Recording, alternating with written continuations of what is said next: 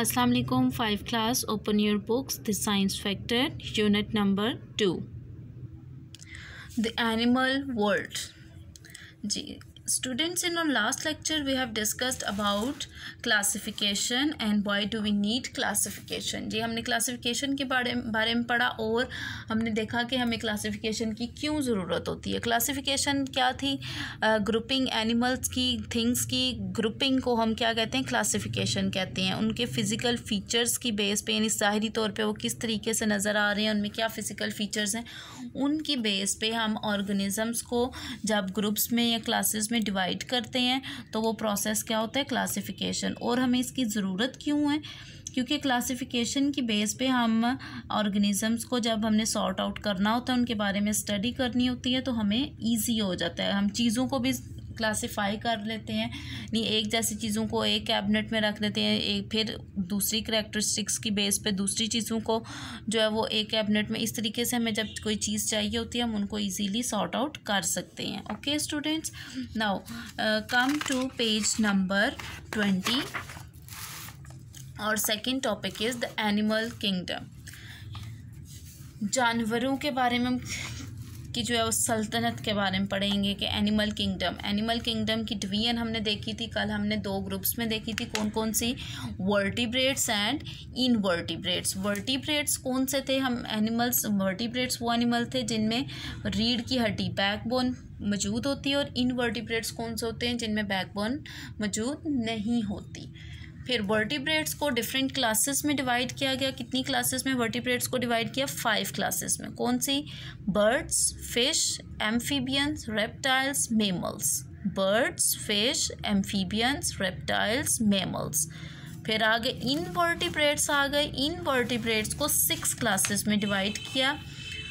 That are arthropods, echinoderms, cnidarians, sponges, mollusks, worms. Arthropods, echinoderms, cnidarians, sponges, mollusks, worms. Okay students, vertebrates को 5 classes में divide किया और invertebrates को 6 classes में divide किया. In dividing animals into classes, scientists look at many physical features including. जी scientist किन physical features की बेस पे ऑर्गेनिजम्स की ग्रुपिंग करते हैं, उनको क्लासेस में डिवाइड करते हैं. फ़िज़िकल फ़ीचर जो हमें ज़ाहिरी तौर पर उनकी खसूसियात नज़र आ रही होती हैं. First is whether they are warm blooded और कोल्ड ब्लडेड.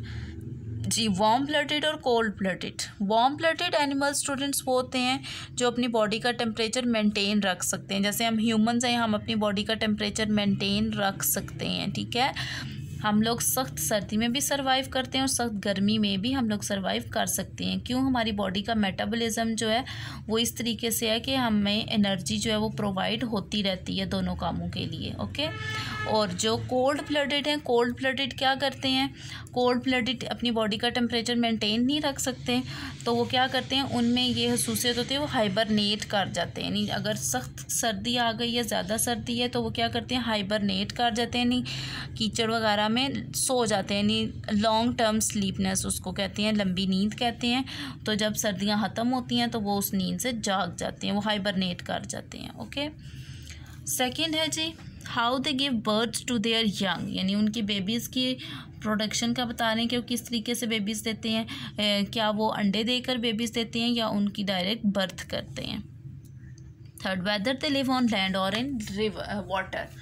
यानी वो किधर रहते हैं, उनकी जगह देखेंगे ये लैंड एनिमल्स हैं या वाटर एनिमल्स हैं. फोर्थ है whether they have feathers, hair और फर और स्केल्स. यानी उनकी बॉडी के ऊपर क्या है? फीदर्स हैं, हेयर बाल हैं या स्केल्स हैं. इन तीनों में से क्या चीज़ है उनकी बॉडी पे. ठीक है. Now come to page number 21. Animal cell.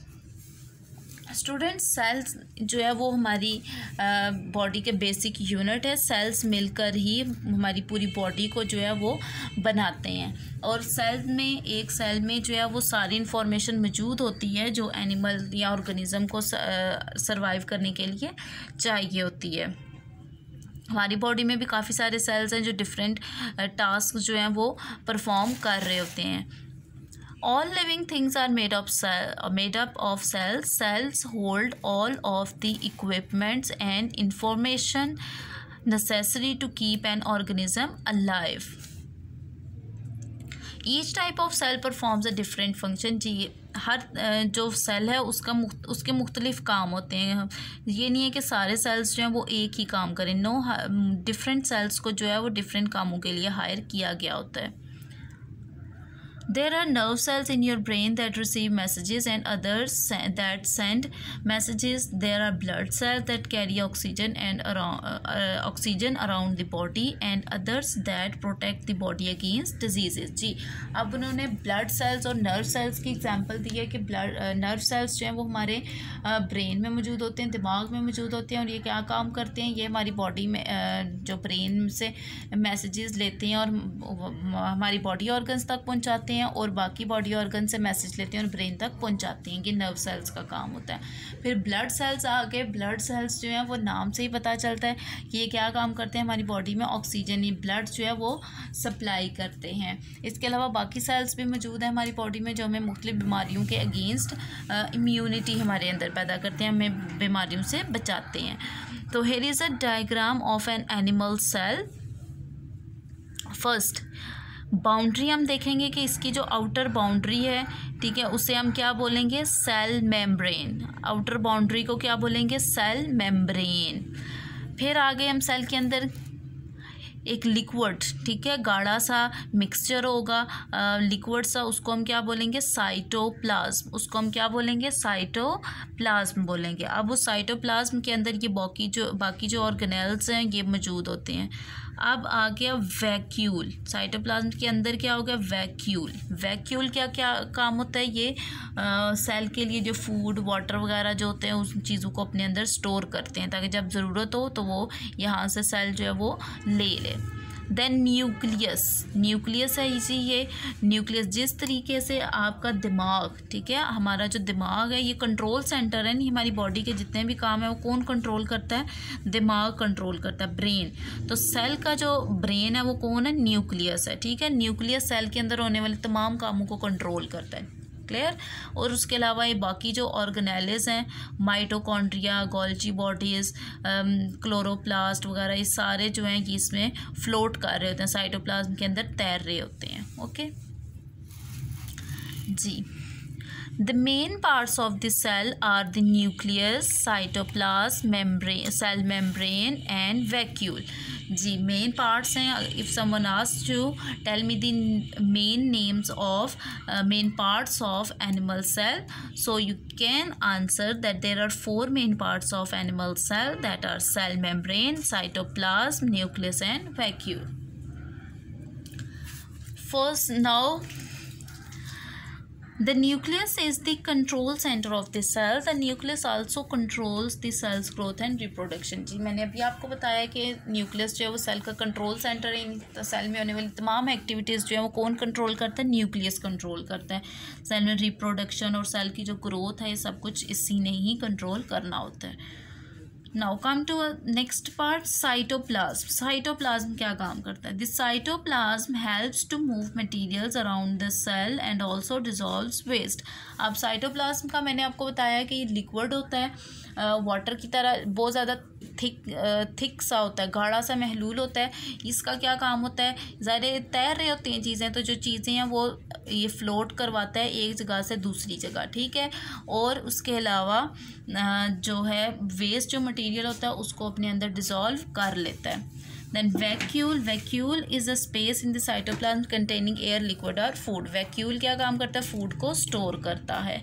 Cell membrane acts as a barrier to the world outside the cell. It lets the right things out of the cell and stops dangerous things getting in. जी cell membrane basically boundary हमें नज़र आ रही है, नहीं एक दरवाजे का काम करती है. जैसे आपके घर में मेन गेट होता है, डोर लगा होता है, दरवाज़ा, तो वो क्या काम करता है कि जो बैड थिंग यानी बैड पीपल होते हैं उनको आप घर के अंदर नहीं आने देते हैं, फ़ौरन से डोर बंद कर देते हैं. इसी तरह सेल मेम्ब्रेन जो है वो क्या करती है, जो सेल के लिए फ़ायदेमंद चीज़ें होती हैं उनको अंदर आने देती है और जो बैड थिंग्स होती हैं उनको अंदर आने से रोक देती है.